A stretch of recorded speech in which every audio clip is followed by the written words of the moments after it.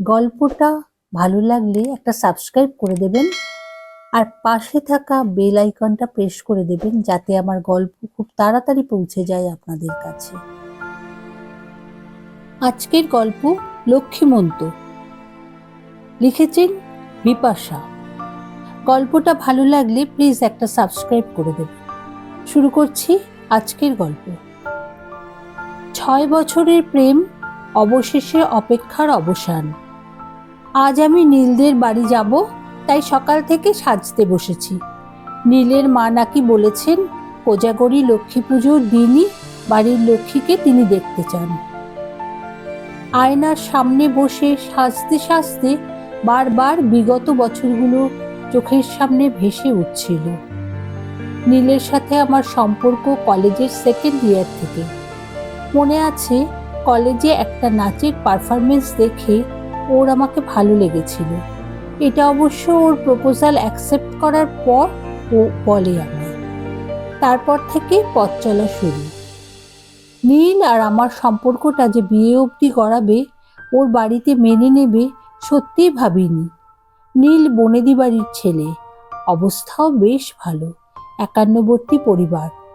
এমন একটা পরিবার আমার কাছে স্বপ্ন ছিল, কারণ আমার বাড়িতে আমি আর মা। অবশ্য বাবা থাকাকালীন আমরাও সবার সাথেই থাকতাম। তবে বাবা চলে যাওয়ার কিছুদিনের মধ্যেই সবটা কিরকম পাল্টে গেল। ছোটবেলা থেকে মাকে আঁকড়েই বড় হয়ে ওঠা। পরিবার থেকে যখন আলাদা হলাম তখন আমি ক্লাস 3-তে পড়ি। সে আর এক গল্প, থাক, এমন একটা ভালো দিনে আর সেসব কথা মনে করতে চাই না। তবে আমার আর একটা ভালো লাগার কথা না বললেই নয়। ভালো লাগা বললে ভুল হবে, বলা ভালো আমার জীবনের আর একটা অংশ, আমার নাচ। ছোটবেলা থেকেই নাচ আমার প্রাণ। মন খারাপ হোক বা আনন্দ, নাচ আমার সব সময় সঙ্গী। তাই শত অভাবের মধ্যেও মা আমায় নাচ শিখিয়েছেন। মাকে বলেছিলাম, দেখো মা, একদিন আমি নাচ নিয়েই নিজে কিছু একটা করব। কলেজের সময় থেকেই টুকটাক নাচ শেখাতে শুরু করি। তখন অবশ্য পাড়ার মধ্যেই 2-1জনকে শেখাতাম। তবে এখন বেশ বড় একটা নাচ শেখানোর স্কুল আছে আমার। আসলে নিজের পছন্দের কোনো কাজ যখন পেশা হয়ে ওঠে তখন আর পরিশ্রমটা গায়ে লাগে না। মনে আছে আজকের এই নাচের স্কুলটা একদিন আমার কাছে কত বড় একটা স্বপ্ন ছিল। কত পরিশ্রম, কত চোখের জল, কত সাধনা লুকিয়ে আছে এর মধ্যে। আর এই সব কিছুর সাক্ষী নীল আর আমার মা। তবে আজ আমাদের অবস্থা আর আগের মতো নেই। মাকে ভালো রাখতে পেরেছি, এটাই আমার কাছে অনেক। 7 মাস ভাবতে ভাবতে মায়ের ডাক পেলাম। কি রে, এতক্ষণ ধরে কি কোণে সাজছিস? যাবি না? দেরি হয়ে যাবে যে। আমার মা আমাদের সম্পর্কের ব্যাপারে শুরু থেকেই জানতো। তবে নীল গত 5 মাস হলো চাকরি পেয়েছে, তারপরেই বাড়িতে জানায়। খুব ভয়ে ভয়ে ছিলাম, তবে ভীষণ আনন্দ হয়েছিল যখন শুনেছিলাম ওদের বাড়ির কেউ আপত্তি করেনি। নীল আমাকে নিতে এসেছে। মাকে প্রণাম করে বেরিয়ে পড়লাম ওদের বাড়ির উদ্দেশ্যে। বাড়িতে যখন পৌঁছলাম দেখলাম লক্ষ্মী পুজোর জোগাড় চলছে। আমিও হাতে হাতে কিছু কাজ করে দিলাম, বড়দের আশীর্বাদ নিলাম। সবার সাথেই কথা হলো মোটামুটি। বেশ কাটছিল দিনটা। পুজো শুরু হওয়ার বেশ কিছুক্ষণ আগে কাকিমা, মানে নীলের মা, আমাকে আর নীলকে নিজের ঘরে ডাকলেন। যেতেই আমাকে বললেন, তোমার সাথে আমার কিছু কথা আছে যেগুলো আজকেই তোমাকে বলা দরকার। তাই জন্যই আলাদা করে তোমাদের দুজনকে ডাকলাম। আমি একটু অপ্রস্তুত হয়ে পড়লেও নিজেকে সামলে নিয়ে বললাম, কি কথা বলুন না কাকিমা। কাকিমা শুরু করলেন, দেখো দেবযানী, তুমি তো জানো আমাদের বনেদি বাড়ি এককালে জমিদারি ছিল। আসলে আমাদের বাড়ির একটা ঐতিহ্য আছে, কিছু নিয়ম কানুন আছে। তুমি দেখতে সুন্দর, লক্ষ্মীমন্ত মেয়ে, তোমাকে আমাদের সবার খুবই পছন্দ হয়েছে। কিন্তু কাল নীলের কাছে শুনলাম তুমি নাকি একটা নাচের স্কুল চালাও। আমাদের বাড়ির বউ ধেই ধেই করে নাচবে, এটা ঠিক আমাদের বাড়ির সাথে যায় না, জানো তো। ধরো তুমি যদি স্কুল টিচার হতে বা অন্য কোনো ভালো চাকরি করতে তাহলে কোনো আপত্তি ছিল না, কিন্তু ফাংশনে নাচবে এটা ঠিক মানতে পারবে না। তাই ওসব নাচ টাচগুলো তোমায় কিন্তু ছাড়তে হবে। রাগ আর কষ্ট যখন একসাথে হয় তখন মানুষ কিছুক্ষণের জন্য কথা বলার পরিস্থিতিতে থাকে না। আমার অবস্থাও কথাগুলো শোনার সময় সেরকমই হয়েছিল। কিছু বলতে পারছিলাম না, স্তব্ধ হয়ে দাঁড়িয়েছিলাম কিছুক্ষণের জন্য। নীলের দিকে তাকিয়ে দেখলাম ও মাথা নিচু করে দাঁড়িয়ে আছে, অথচ ও আমার স্ট্রাগলটা জানে। ও জানে নাচ ঠিক আমার কতটা জুড়ে আছে। আর ওই নাচের স্কুলটা আমার কাছে কি, সবটা চোখের সামনে দেখেছে, অথচ একটা কথাও আজ বলছে না। বুঝতে সময় লাগলো না নীল তার মায়ের সাথে সহমত। আমি বললাম, কাকিমা, প্রথমত আপনার ভুলটা একটু শুধরে দিই। আপনি নাচের সাথে অন্যান্য পেশার তুলনা করে নাচটাকে যেভাবে ছোট করে দেখাতে চাইলেন ওটা দয়া করে করবেন না।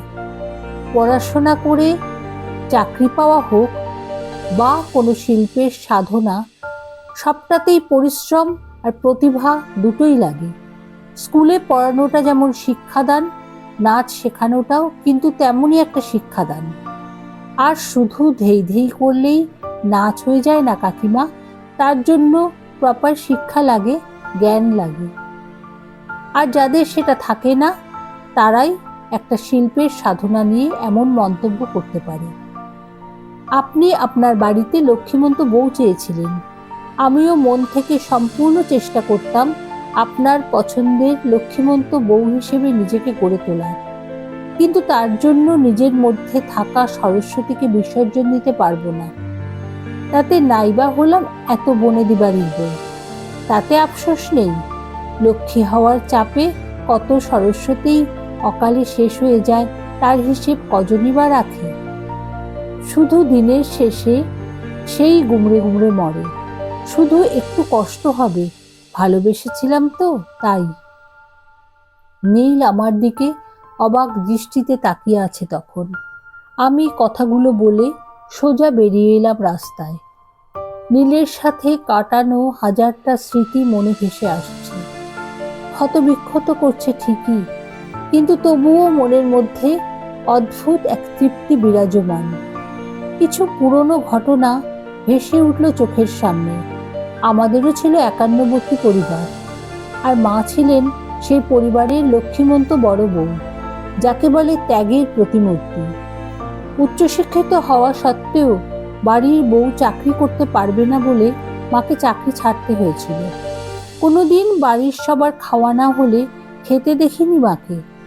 বাড়ির সবার জন্য পুজোর শাড়ি আনলে পিসি কাকিমারা পছন্দ করে নেওয়ার পরে উচ্ছিষ্ট শাড়িটাই সবসময় মায়ের জন্য বরাদ্দ হতো। এসব নিয়ে অবশ্য মায়ের কোনো অভিযোগ ছিল না, কিন্তু অসুবিধাটা হলো বাবা হঠাৎ অ্যাক্সিডেন্টে চলে যাওয়ার পর। বাবা যেহেতু বেসরকারি কর্মচারী ছিলেন, তাই আমাদের সামান্য কিছু আর্থিক সাহায্য ছাড়া আর তেমন কিছু সুরাহা হয়নি। দেখেছিলাম বাড়ির লক্ষ্মীমন্ত বউ কিভাবে চোখের নিমেষে হয়ে উঠেছিল অলক্ষ্মী। কাকারা হাবে ভাবে কিছুদিনের মধ্যেই জানিয়ে দিয়েছিল শুধু শুধু আমাদের আর টানতে পারবে না। তার উপর আমি মেয়ে, তাই পরবর্তীকালে আমার বিয়ের অপ্রয়োজনীয় খরচ তাদের উপরই গিয়ে পড়বে, এসব কথা বলে তারা এক প্রকার পরিষ্কারভাবেই আমাদের আলাদা হয়ে যেতে পারে। যে ঠাম্মি সবসময় মায়ের প্রশংসায় পঞ্চমুখ হয়ে থাকতো, তাকে একটাও প্রতিবাদ করতে দেখিনি। তখন মাকে দেখেছি শুধু হন্যে হয়ে একটা চাকরি খুঁজতে। অবশেষে 1 বছরের মাথায় মা একটা বেসরকারি স্কুলে খুব সামান্য মাইনের বিনিময়ে পড়ানোর সুযোগ পায়, আর কিছু টিউশন করত। তারপর থেকে মা একা হাতে আমায় বড় করেছে। না, তারপর থেকে কেউ আর খবর নেয়নি আমাদের। তখন থেকেই বুঝেছিলাম বাড়ির লক্ষ্মীমন্ত বউ হওয়ার বাইরেও মেয়েদের নিজস্ব একটা পরিচয় থাকা ভীষণ দরকার। বুঝেছিলাম লক্ষ্মীমন্ত হতে গিয়ে নিজের মধ্যে থাকা সরস্বতীকে বিসর্জন দেওয়াটা কত বড় ভুল। বুঝেছিলাম লক্ষ্মীর সাথে সাথে সময় আসলে অন্যায়ের প্রতিবাদে নিজের মধ্যে থাকা দুর্গাকে জাগিয়ে তোলাও প্রয়োজন। সর্বোপরি আমি এটাই মানি যে মেয়েদের লক্ষ্মীমন্ত রূপ অর্জন করার যোগ্য তারাই, যারা তার মধ্যে থাকা সকল রূপের সম্মান ও কদর করার ক্ষমতা রাখে।